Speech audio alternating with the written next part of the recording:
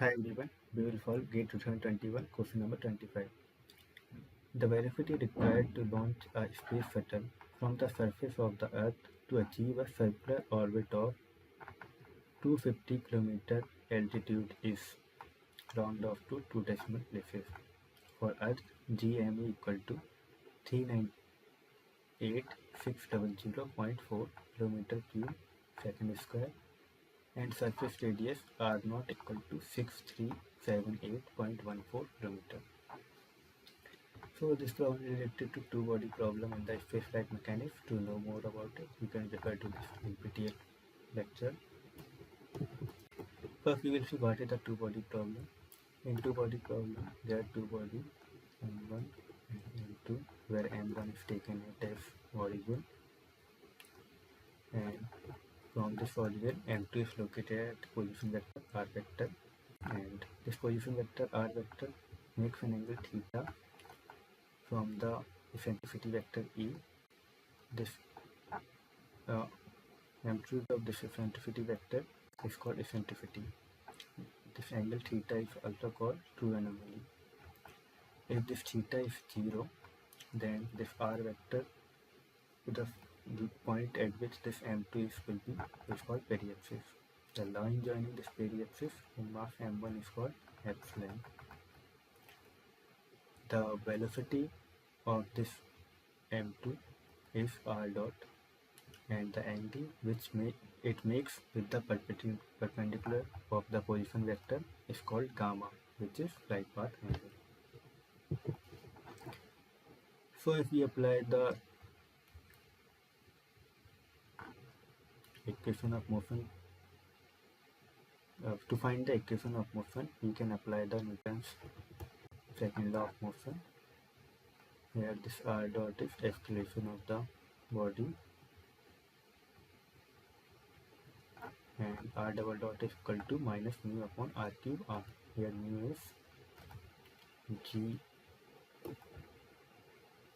into m1 and is called gravitational constant of mass m1, and g is called universal gravitational constant.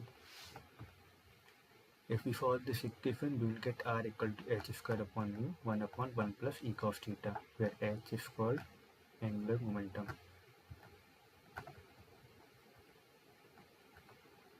and e is the eccentricity.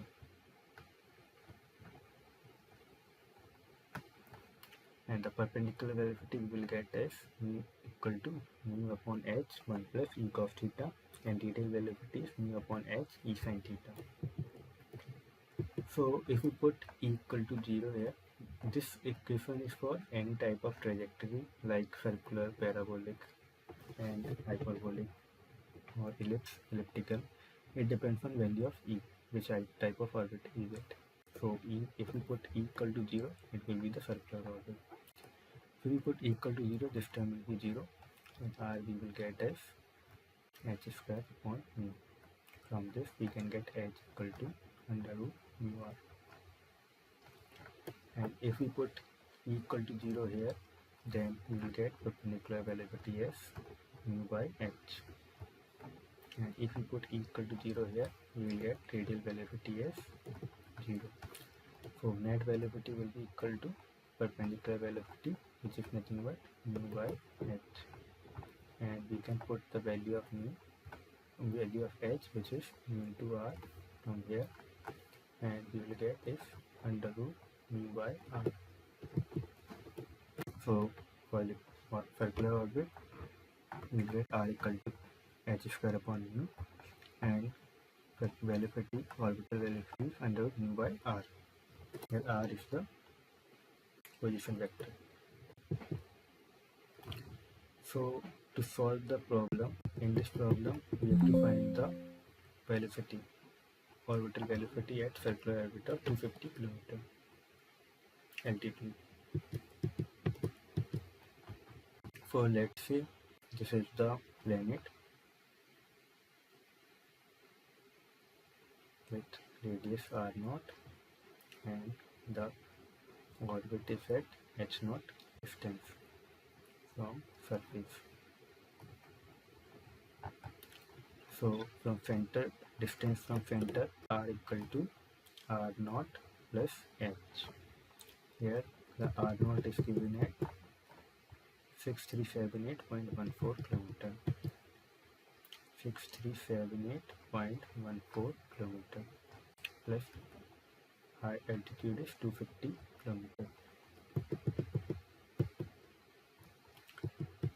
So I is equal to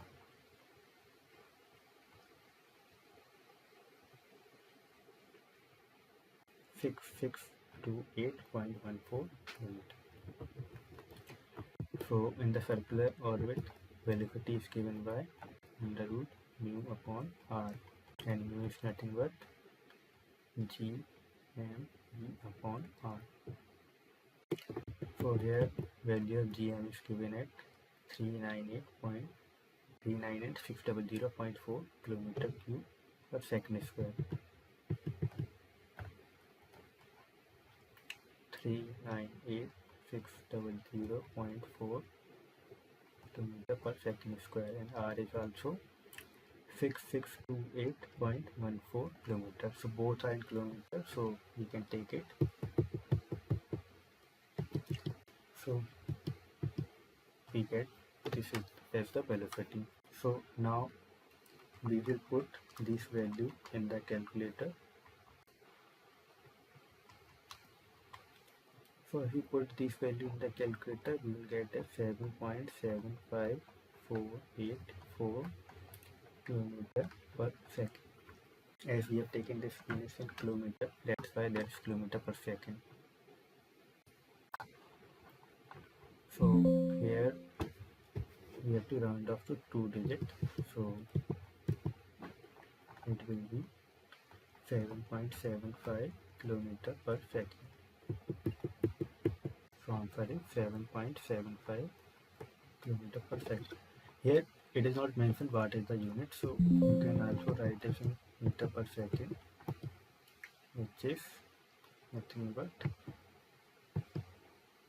7754.84 meter per second. This is also correct answer.